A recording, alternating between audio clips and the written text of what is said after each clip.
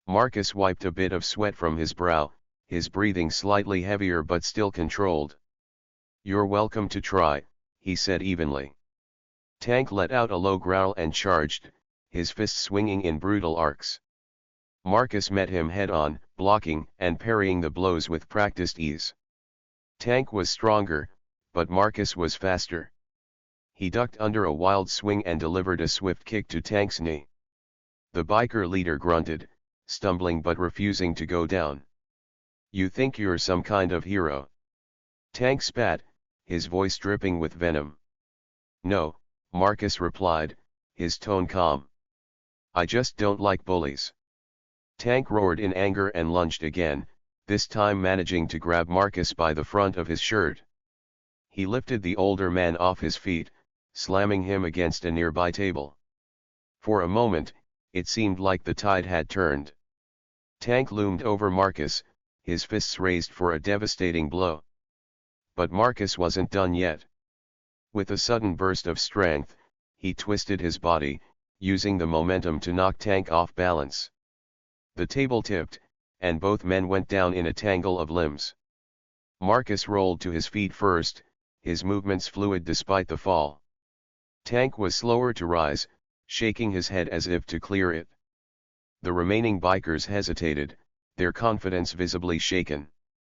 They had underestimated Marcus, thinking he was just an aging doorman with nothing left to prove. Now they were realizing their mistake. "Enough!"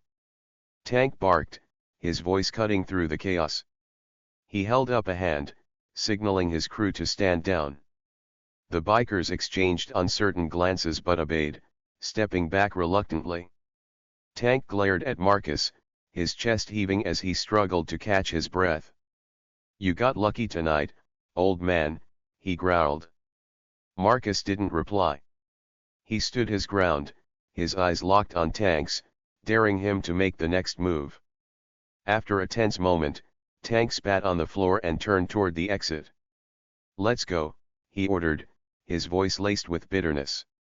One by one, the bikers followed him, their bravado replaced by quiet defeat. As the door swung shut behind them, the club erupted into applause. Patrons cheered and clapped, their earlier fear forgotten in the wake of Marcus's victory. The bartender approached him, a look of awe on his face. "That was incredible," he said. Marcus shook his head, brushing off the compliment. "Just doing my job." But as he returned to his post by the bar, he couldn't ignore the whispers spreading through the room. "Who is he?" someone asked. "I heard he used to be a bouncer," another replied. "No way. He's gotta be ex-military or something." Marcus didn't bother correcting them. Let them wonder. It was better that way. As the night went on and the club slowly returned to normal, Marcus allowed himself a small, satisfied smile. The Stone Kings had learned their lesson. And Marcus? He was just getting started. The tension in the room had grown thick, an invisible weight pressing down on everyone. Eyes darted between Marcus and Tank, the air heavy with anticipation. Tank's sneer widened, the kind of grin a predator gives before pouncing. His crew chuckled behind him, emboldened by their leader's bravado. "You don't look like much," Tank said, his voice loud enough to carry across the room. "Just another washed-up tough guy trying to relive the glory days." Marcus's expression didn't change. He stood still, his arms relaxed at his sides, but his eyes never left Tank's. The other bikers sensed the challenge in the air and fanned out behind their leader. One of them, a wiry man with a buzz cut and bad teeth, leaned against the bar, tapping a bottle against the counter. "What do you say, old man? Wanna show us what you've got?" The crowd held its collective breath, frozen in suspense. Some patrons whispered nervously, while others looked for the nearest exit, unsure of how this would play out. Marcus finally spoke, his voice low but steady. "You boys seem like you've had a long night. Maybe it's time you head home." The simple suggestion carried a weight that wasn't lost on Tank. His sneer faltered, replaced by a flicker of something else, annoyance, maybe even hesitation. But it was fleeting. Tank leaned forward, his massive frame casting a shadow over Marcus.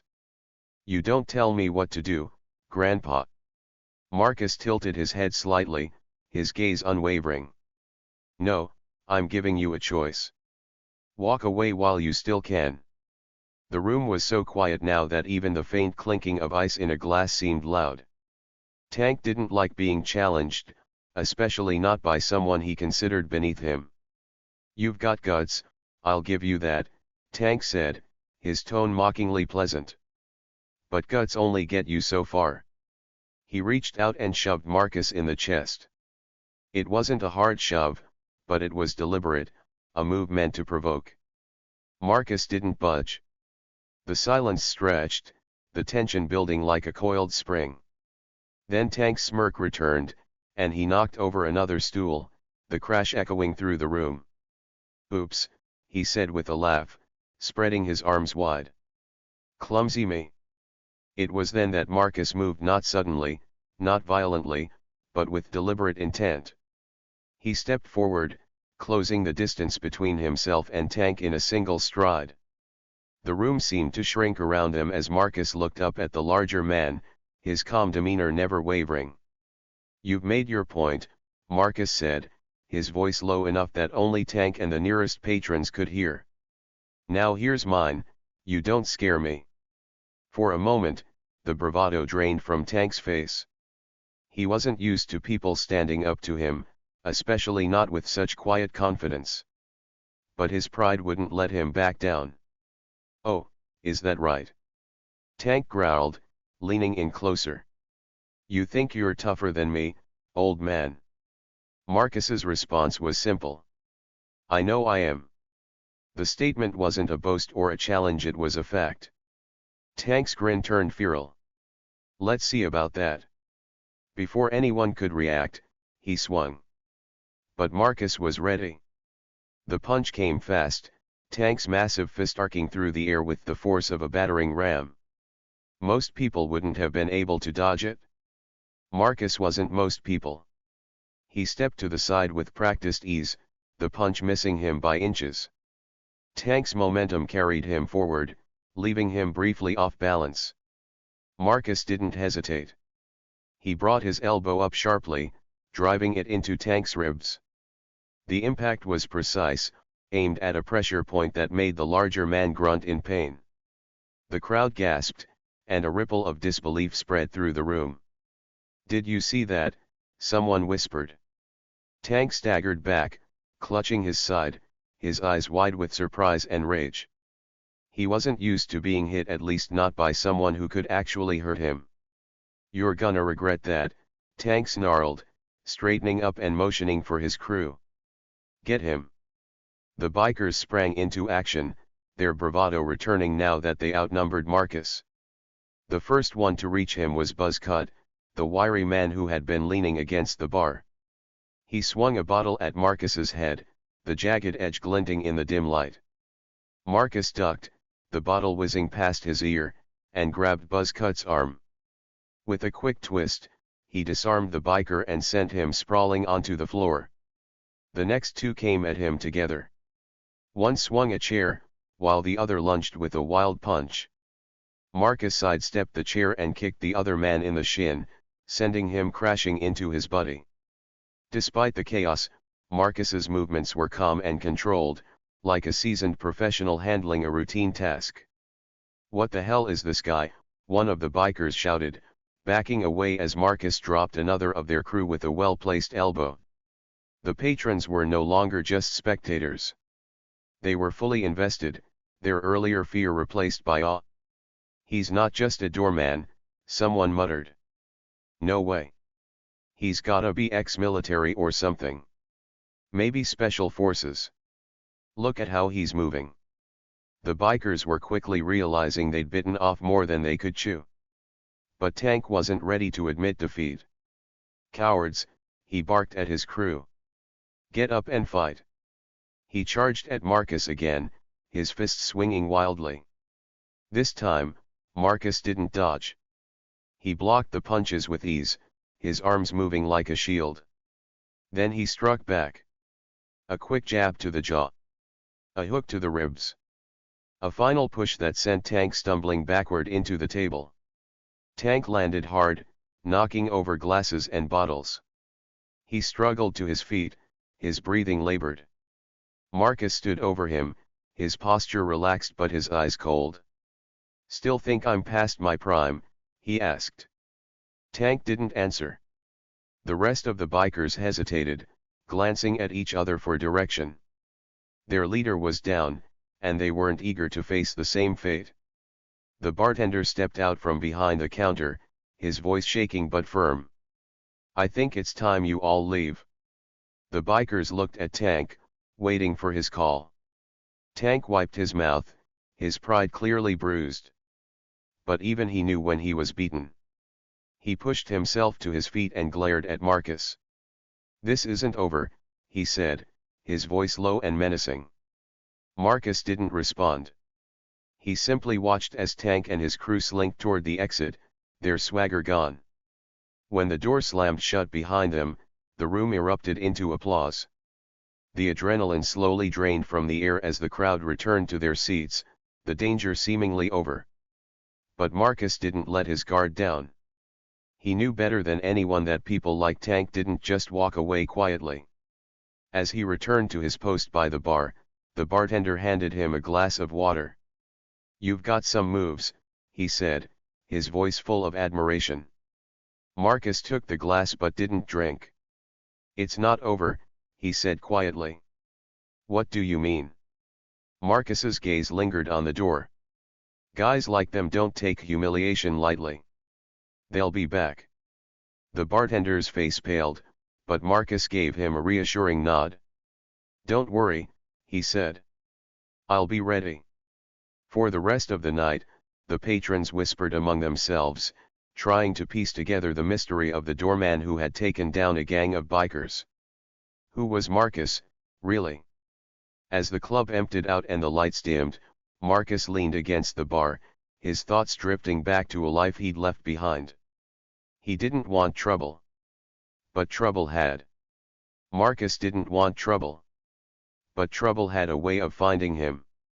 Long after the last patron left and the staff began cleaning up, the bartender couldn't help but sneak glances at Marcus. There was something about the man that didn't add up. He wasn't just a doorman. No one moved the way Marcus had unless they'd seen real combat. "Marcus," the bartender finally asked, his voice low, "what did you do before this? I mean, you don't have to say, but..." Marcus gave him a small, knowing smile. "A lot of things," he said cryptically. The bartender frowned, unsatisfied but too intimidated to press further. Marcus was thinking about the bikers. He knew men like them too well, their egos were fragile, their pride easily bruised. The moment they regrouped, they'd come back, angrier and more reckless than before. And next time, they wouldn't just bring their fists. A week passed without incident, but the club's regulars noticed something different about Marcus. His usual calm demeanor seemed more deliberate, his eyes scanning the room more often. He wasn't just watching for trouble, he was anticipating it. The bartender, whose name was Joey, couldn't shake the memory of that night. He began piecing together rumors he'd heard about Marcus from other staff members. Someone said he used to work security for some big-shot VIPs, one waitress whispered. "I heard he was a bouncer in the underground fight scene," another added. "Maybe he's ex-military," Joey speculated aloud. But none of the theories fit perfectly. Marcus wasn't just skilled, he was precise. Every move he made that night was calculated, efficient, and far beyond what any bouncer or street fighter would know. Joey couldn't stop himself from asking Marcus again. "You've gotta give me something," he said one night when the club was quiet. "That move you did with the elbow? That's not something you learn bouncing at bars." Marcus chuckled softly, his eyes on the entrance. "Let it go, Joey." But Joey didn't. That night, after his shift, he went digging. It took a while, but he found something, a news article from over a decade ago. The headline read, "Elite Bodyguard Thwarts High-Profile Kidnapping in Madrid." Joey clicked the link, and his jaw dropped. There was a picture of a younger Marcus, his hair darker but his eyes just as sharp, standing next to a European diplomat. The article described how Marcus had single-handedly taken down 3 armed men during an attempted abduction, saving the diplomat's family in the process. "Holy crap," Joey whispered to himself. It happened on a Thursday night, a slow evening with only a handful of patrons at the bar. Marcus was at his usual post, his stance relaxed but his senses sharp. The first sign of trouble was the low rumble of motorcycles outside. Joey glanced nervously at Marcus, who didn't react.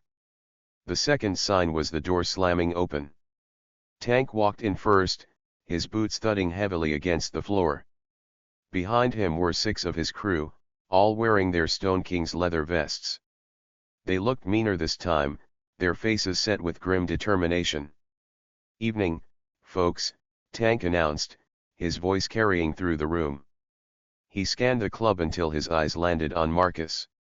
"There he is," Tank said, a cold smile spreading across his face. Joey swallowed hard and whispered, "Marcus." Marcus raised a hand, signaling for Joey to stay back. Tank sauntered toward Marcus, stopping just a few feet away. His crew spread out behind him, their presence oppressive. "We've got unfinished business, old man," Tank said. Marcus met his gaze evenly. "You sure about that?" Tank's smile widened, but there was no humor in it. "You embarrassed me in front of my boys.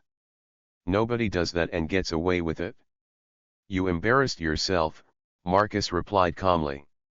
The tension in the room was suffocating. Joey glanced toward the back, where the kitchen staff was hiding. One of the waitresses clutched her phone, ready to call the police, but Marcus shook his head suddenly. Tank pulled a switchblade from his pocket, the blade snapping open with a metallic click. "Let's see if you're as tough as you think you are." The other bikers chuckled, a low, menacing sound. Marcus stepped forward, his voice quiet but firm. "You bring a knife to a fair fight, and you call me the coward." Tank's grin faltered, but he covered it with a sneer. "I don't play fair." The room seemed to freeze as Tank lunged. What happened next was a blur. Tank's knife hand shot forward, but Marcus moved faster. He sidestepped the attack, grabbing Tank's wrist and twisting it sharply. The knife clattered to the ground, and Marcus delivered a swift elbow to Tank's face, sending him stumbling backward. The other bikers surged forward, but Marcus didn't hesitate. He grabbed a chair and swung it in a wide arc, forcing them to scatter. Joey and the staff watched in stunned silence as Marcus took them apart, one by one. His movements were fluid, almost effortless, each strike and block perfectly timed. Within minutes, 4 of the bikers were on the ground, groaning in pain. Tank, his face bloodied, staggered to his feet. He reached into his jacket and pulled out a handgun, aiming it at Marcus. The crowd gasped. But Marcus didn't freeze. His eyes locked on Tank's, and his voice was low and calm. "You don't want to do that." Tank's hand trembled, his earlier bravado replaced by uncertainty. "You think you're untouchable," he snarled. "No," Marcus said. "But I've seen what happens to men like you who cross that line. You don't walk away." Something in Marcus's tone made Tank hesitate. The cold, steady confidence of a man who had faced death before and won. The standoff ended when police sirens wailed in the distance. Joey, ignoring Marcus's earlier signal, had called them after all. Tank cursed under his breath and shoved the gun back into his jacket. "This isn't over," he spat before storming out with the few bikers who could still walk. After the police left and the club emptied out, Joey approached Marcus. "Why didn't you let me call them sooner?" Joey asked, his voice shaking. Marcus shrugged. "I've seen how things escalate when cops get involved with guys like that. Better to handle it myself. But who are you, Marcus? Joey pressed. I found the article. Madrid. The diplomat. Marcus's jaw tightened, and for a long moment, he didn't answer. Finally, he said, that was a long time ago, Joey. I left that life behind for a reason. What reason? Marcus sighed, his eyes distant. Because the longer you live in a world of violence, the more it takes from you. You lose people, parts of yourself. I didn't want to lose any more. Joey nodded, understanding more than Marcus realized. But as Marcus cleaned up the mess left behind by the Stone Kings, he couldn't shake the feeling that his past wasn't done with him yet. The Stone Kings were used to getting their way, intimidating with their size and numbers, commanding fear wherever they went. But tonight, something felt different. The air was charged, and their smirks faltered as they realized Marcus wasn't backing down. Last chance, old man, Tank growled, pulling himself to his feet.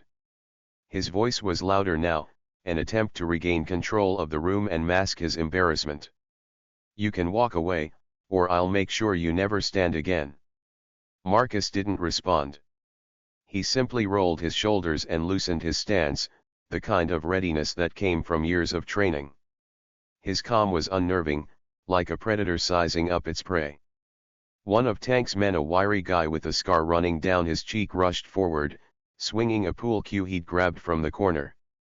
It came fast, but Marcus was faster. He stepped inside the arc of the swing, catching the biker's wrist mid-strike. A sharp twist, and the pool cue fell to the ground with a loud clatter. Marcus followed with a quick palm strike to the man's chest, sending him sprawling backward into a table. The crowd, previously silent, let out a collective gasp. This guy's no ordinary bouncer, someone muttered from the bar. Marcus didn't have time to process the murmurs. Another biker came at him, this one bulkier and more deliberate. He threw a wide punch, aiming to overwhelm Marcus with sheer force. But Marcus ducked low, delivering a sharp kick to the man's knee.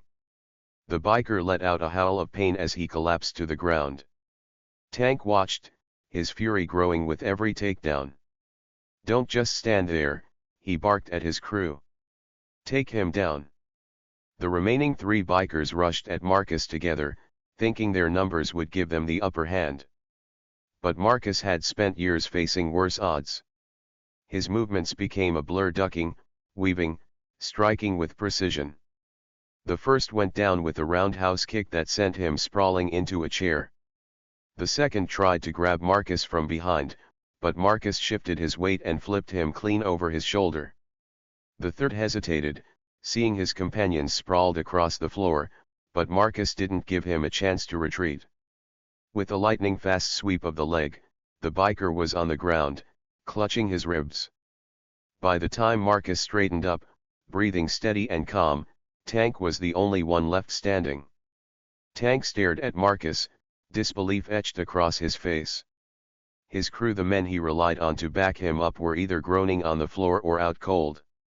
The audience, a mix of regular patrons and staff, watched in stunned silence. What the hell are you? Tank hissed, his bravado cracking. Marcus took a step closer, his gaze locked on Tank's. I'm the man who gave you every chance to leave peacefully. You didn't take it?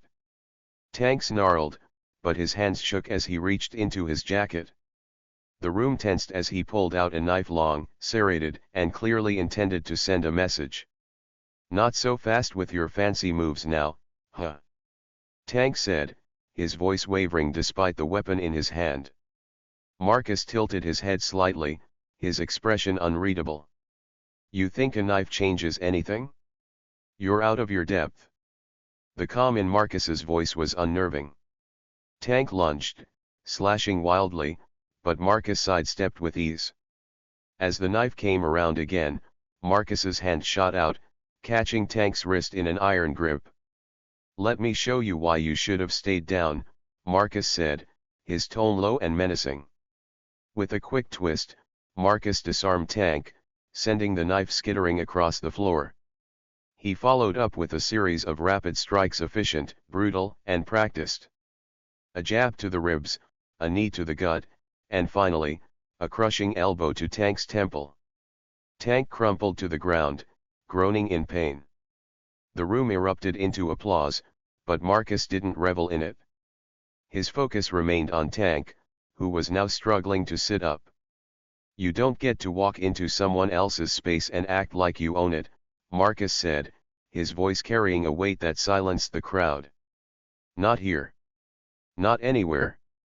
Joey, the bartender, stepped forward hesitantly. "Marcus, that was what was that? Who are you?" For a moment, Marcus didn't answer. Then, slowly, he turned to face the crowd. "I've spent most of my life dealing with men like them," he said, his voice steady.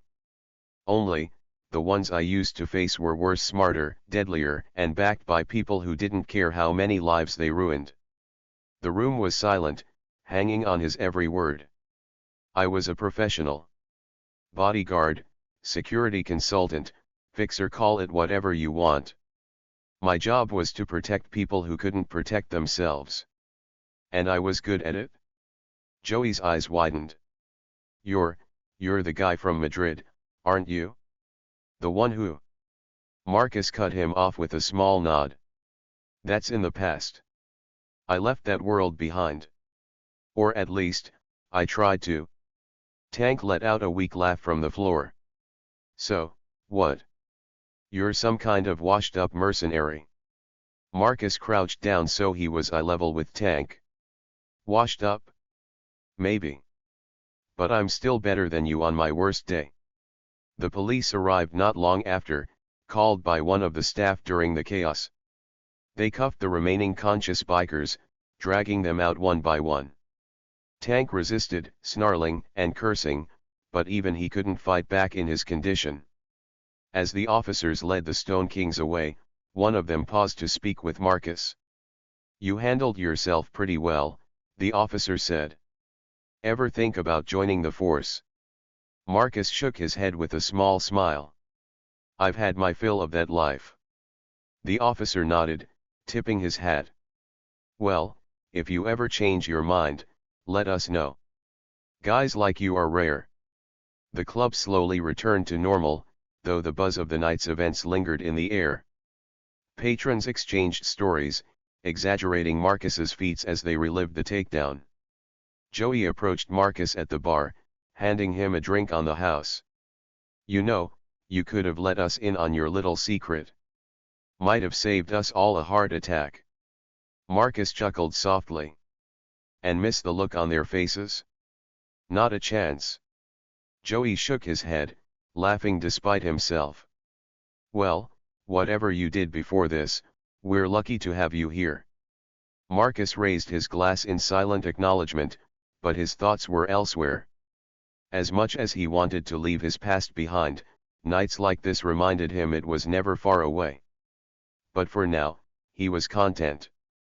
The club was safe, the people he cared about were unharmed, and the Stone Kings wouldn't be coming back anytime soon. And that was enough. The crowd began to murmur, still in awe of what had just unfolded.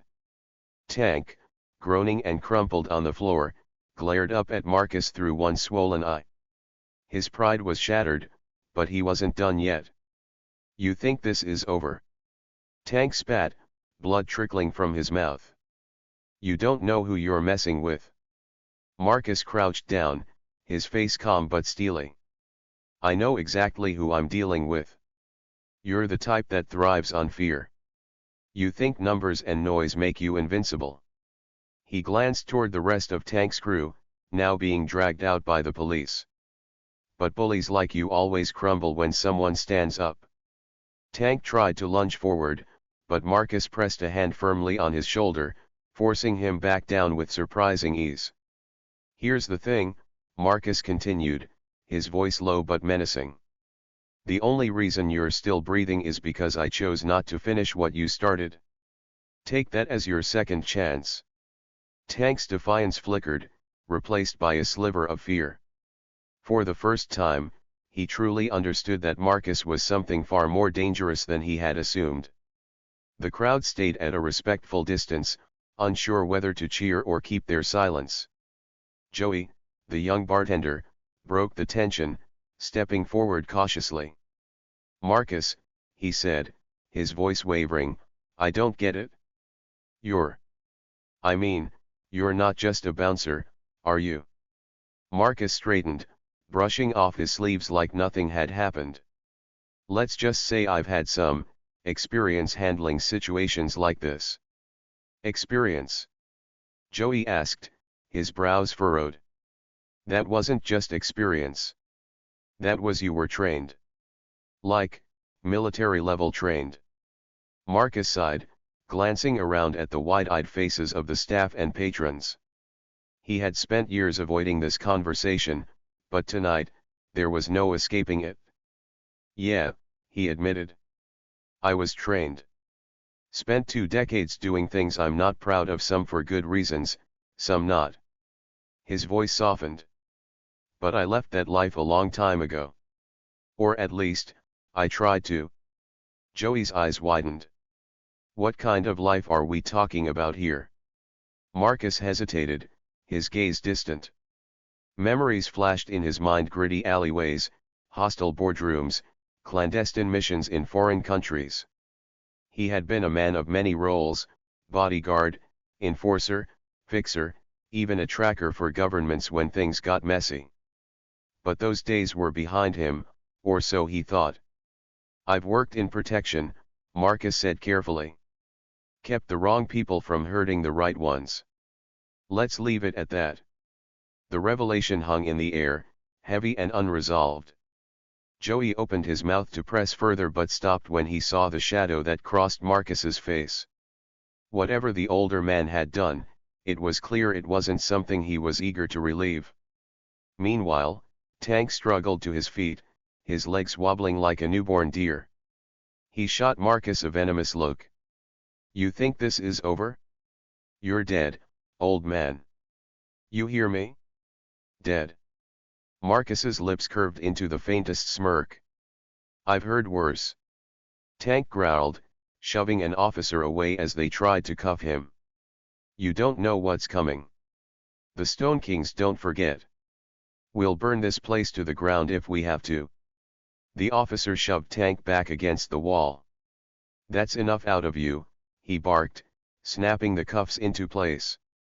But Tank's threats lingered, his voice echoing in the stunned silence of the club. Joey stepped closer to Marcus. "Are they gonna come back?" he asked, his voice filled with unease. Marcus didn't answer right away.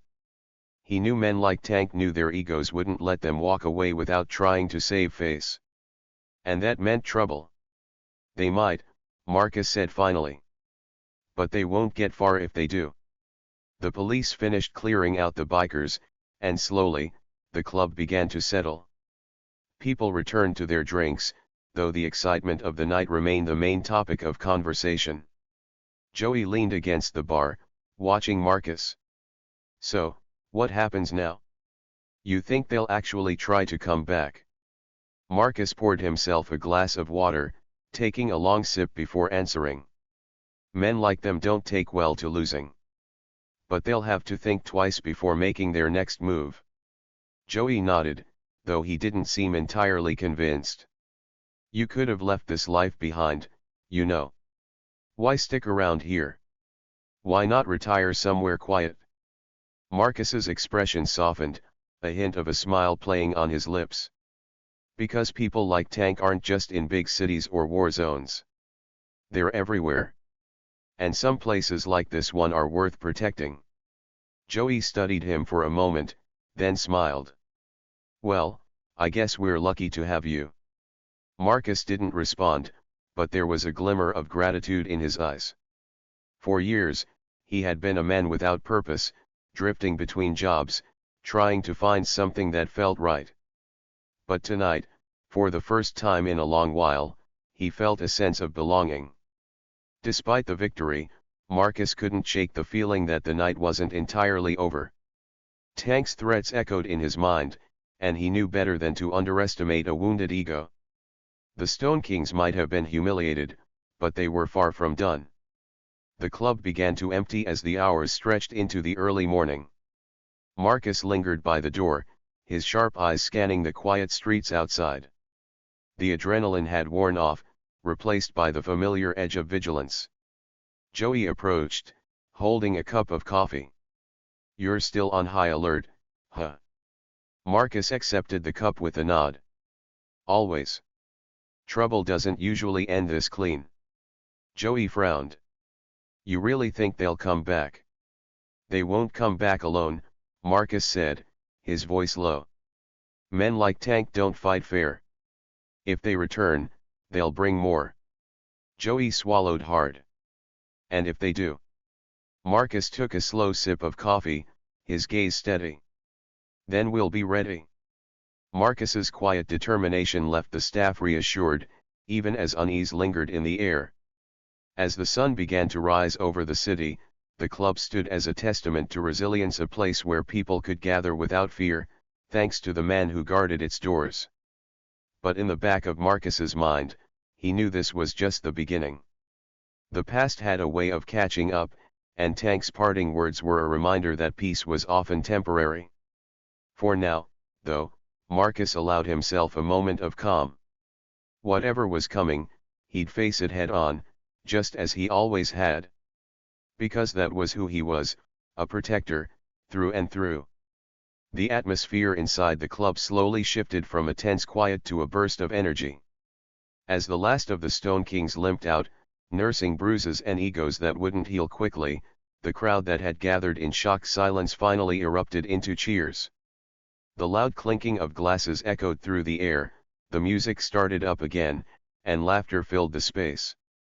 But even with the celebratory mood taking over, one thing was certain: Marcus had earned their respect. Marcus stood still, looking over the room with quiet confidence. He wasn't one to bask in attention, but there was something about the way the club now regarded him that felt different. They hadn't just seen him as the doorman anymore. They saw him for what he truly was, a man who could stand his ground, no matter who stood against him. One of the patrons, a regular who had witnessed the entire scene, walked up to Marcus with a raised glass.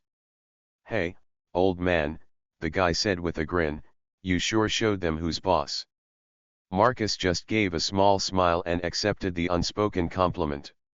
His eyes, sharp and calculating, scanned the room. He wasn't done yet, though. He had already prepared himself for what would come next. Every muscle in his body remained tense, still on alert. Even in victory, Marcus never allowed himself to let his guard down completely. As the last of the bikers stumbled out the front door, some of them cursing under their breath, Marcus turned to Joey, who had been standing behind the bar the entire time, eyes wide. "Call that a warm-up," Marcus said casually. Joey blinked, almost not believing the words coming from Marcus's mouth. The events of the night had left him both in awe and a little scared. "A warm-up," he repeated incredulously. Marcus gave him a half-smile, the kind that wasn't quite a joke but wasn't completely serious either. "You'll get used to it." From that night on, Marcus became something of a legend in the club. People who had been there whispered to others, retelling the story of how the calm, composed doorman had taken on a pack of dangerous bikers and put them in their place. Some claimed he had military experience, others thought he was an ex-cop with a dark past. But what no one could deny was the air of mystery that surrounded him. The stories about Marcus spread quickly. By the end of the week, nearly everyone who came into the club had heard the tale of the Stone Kings and the bouncer who had shown them just how wrong they were to mess with him. Joey had gotten used to seeing people's reactions when they first met Marcus. Most of them tried to act casual, but their eyes gave them away. They couldn't help but stare. There was a certain air about Marcus, a quiet authority that made people second-guess their actions before they even spoke. Joey had to admit, he'd never seen anything like it before. But it wasn't just the patrons who noticed. The other staff began to treat Marcus with a new kind of respect, too. The younger bartenders, who had once thought of Marcus as just another old guy doing his job, now watched him in awe, wondering about the man's history, about the life he had lived before he had ended up as a doorman at this club. Marcus never spoke about his past. He was a man of few words, and the ones he did speak carried weight. His presence alone had the ability to make people rethink their actions, to make them think twice before stepping out of line. It wasn't just the bikers who respected him now, it was everyone in the club. Even the regulars who used to joke around with him now seemed to give him space, an invisible line drawn that no one dared to cross. As the days passed, Marcus continued his work at the club. He was still the doorman, still there to make sure everyone was safe and that things didn't get out of hand. But even though the bikers had been driven out, there was a part of Marcus that stayed alert. The Stone Kings were not a group to take defeat lying down, and he knew that. They might be down now, but they were dangerous enough to find a way back. But days turned into weeks, and no sign of the Stone Kings appeared. The night they had been thrown out of the club, they had left in disarray. Marcus had expected retaliation, perhaps a quiet but furious regrouping. But it never came. Instead, the night air stayed eerily calm. The club went back to its usual rhythm. It didn't take long for Marcus to realize that the Stone Kings weren't going to return, not in the way most people would expect.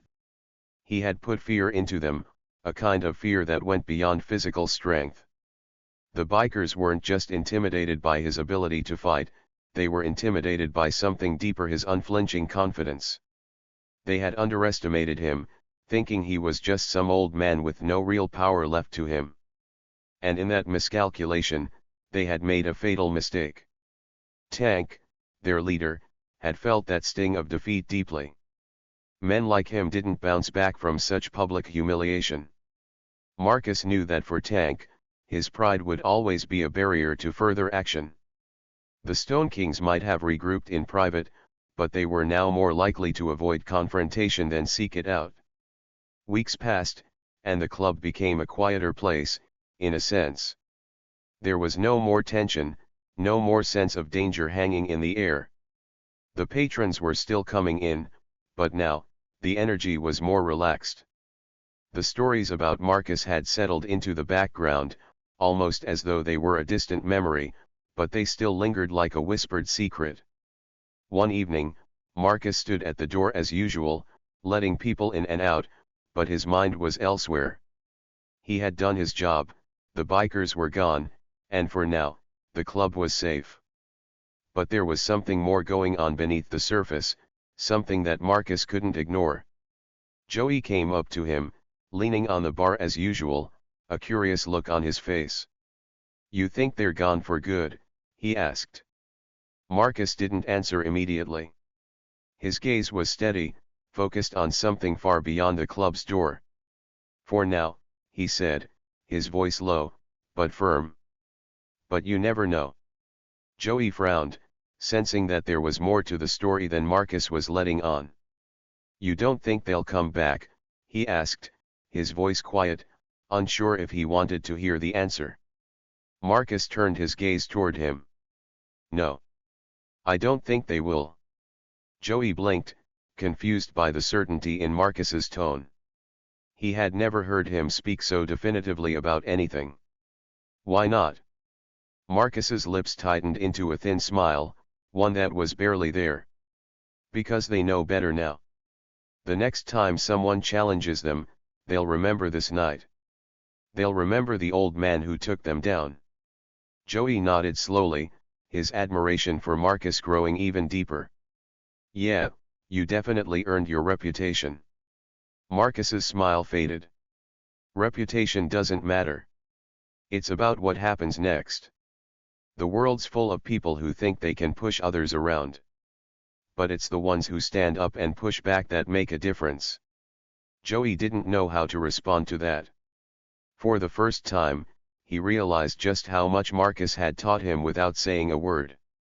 The way Marcus had handled the bikers wasn't about power or violence, it was about control, respect, and an understanding that you didn't need to fight every battle, just the ones worth fighting. The next night, the club had a quiet calm about it.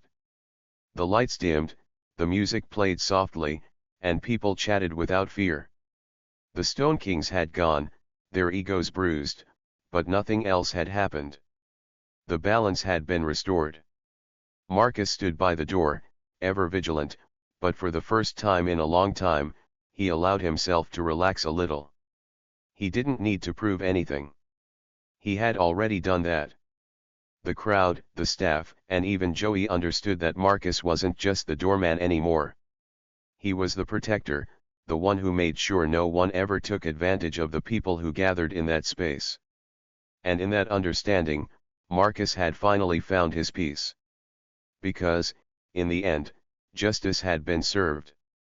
Marcus stood at his post once more, leaning casually against the bar as if the entire night's events hadn't just unfolded in front of him.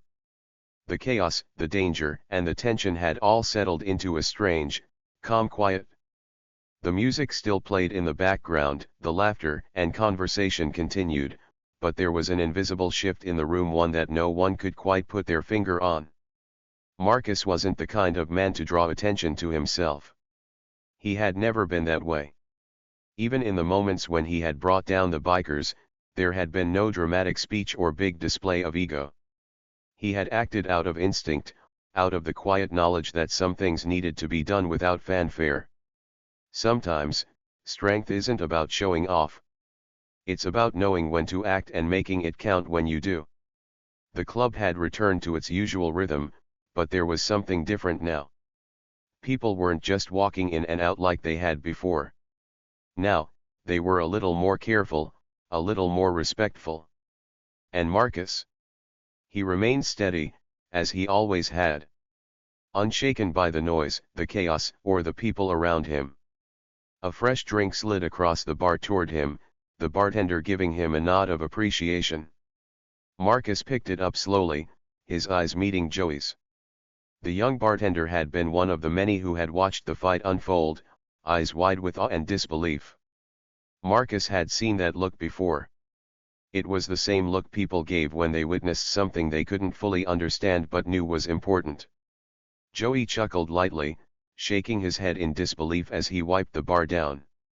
"Guess retirement isn't as quiet as I thought," he said, his voice filled with a hint of amusement. Marcus chuckled too, a deep, rumbling sound that was more amused than anything else. He took a sip of his drink, feeling the warmth spread through him. The night had been wild, but in the end, it had been just another night of keeping the peace. "It never is," he said quietly, his tone almost reflective. Retirement had been meant to be a break, a time to settle into a slower life, to leave the violence and chaos of his past behind. But Marcus knew something that most people didn't. You can never really escape who you are or what you've been through. The world doesn't work that way. No matter how far you go, no matter how much time you try to put between yourself and your past, it always has a way of catching up to you. But Marcus had learned to accept that. He didn't fight it. He knew that strength wasn't about running away from the things that scared you or made you uncomfortable. It was about standing your ground, no matter what came at you. The bikers had tested that, but in the end, they had been the ones who left the club with their tails between their legs, nursing their bruised egos and wondering what had just happened. The truth was, Marcus had never been the one who needed to prove anything. The bikers had underestimated him, thinking he was just some old man with a boring job, keeping the door at a nightclub. They had assumed that he was weak, past his prime, and easy to push around. But the thing about assumptions is that they often lead to mistakes. Marcus wasn't a man who lived for recognition or for validation. He didn't need anyone to tell him he was strong, capable, or dangerous. He already knew that about himself. He didn't have to shout about it. The world would find out on its own. Strength wasn't in the noise or the bravado, it was in the quiet confidence, the knowing that when the time came, you could handle whatever was thrown at you. As the night stretched on, Marcus leaned against the bar, his thoughts turning inward. There was something he had realized over the years that he couldn't forget. People often thought strength was about power, about being the biggest or the toughest. But in reality, true strength came from something deeper. It came from knowing who you were and standing firm, no matter how much the world tried to push you down. Marcus's life had been full of chaos, violence, and challenges. He had fought hard for what he believed in, and he had survived. But survival wasn't the end of the story. What mattered was what you did with that survival. Strength wasn't just about surviving the fight, it was about finding peace afterward, about knowing when to act and when to simply let things be. It was about choosing your battles wisely and never letting your pride or ego get in the way of your true purpose. He had spent his life learning when to step up and when to step back. Some people spent their entire lives looking for a fight, thinking it was the only way to prove themselves. But Marcus knew better. He understood that strength wasn't about picking a fight, it was about knowing when to walk away, when to keep your cool, and when to take action, even if it meant putting yourself in the middle of a storm. The bikers who had walked into the club had been looking for trouble. They thought they could walk in, make demands, and push people around. But Marcus had shown them that wasn't how things worked. He had stayed calm, never rushing into the fight, but when the moment came, he acted swiftly, decisively, and with power. He hadn't needed to show off, to prove he was the toughest in the room. He had simply done what needed to be done. As the evening went on, Marcus's mind drifted back to those who had underestimated him. Those who had thought he was just a doorman. He couldn't help but smile to himself. They had learned the hard way. The world didn't always give you a second chance to make a first impression. And Marcus had made his count. There was a quiet satisfaction that came from knowing you had the ability to change the course of a situation without using force unnecessarily. Marcus had always believed that real strength wasn't in how loud you could yell or how hard you could fight. Real strength was in the control you had over yourself, the discipline that allowed you to wait for the right moment and act decisively when it came. In a world that often encouraged loud displays and quick actions, Marcus had learned the power of stillness. He had learned that sometimes, the best way to show strength was to remain calm, to keep your emotions in check, and to wait for the perfect moment to strike. As the night continued and the club returned to its usual energy, Marcus could see the shift in how people regarded him.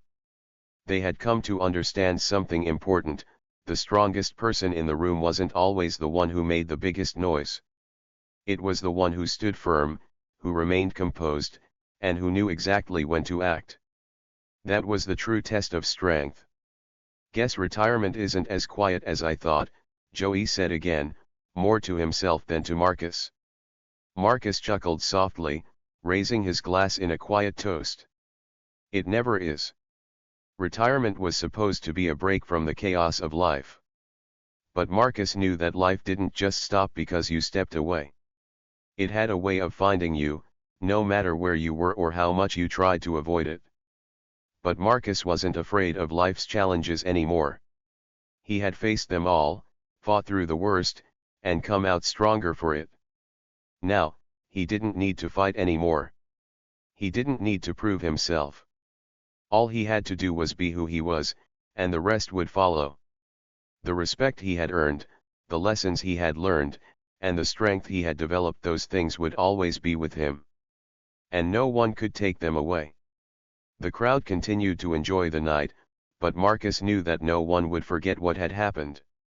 No one would forget the man who had stood his ground when the bikers came looking for trouble. He had become a symbol, not just of physical strength, but of quiet power, discipline, and the ability to rise above whatever came his way. As the night drew to a close and the last few patrons left, Marcus took one last look around the club. It wasn't just a place for people to drink and laugh. It was a place where lessons were learned, where strength was tested, and where respect was earned. And for Marcus, that was enough. Sometimes, the quietest person in the room is the one who holds the most power. And the ones who think they know everything about you, they're the ones who never see it coming. Marcus smiled to himself as he finished his drink, the weight of his journey not on his shoulders, but in his heart. He had found his peace, and that, he realized, was the greatest strength of all.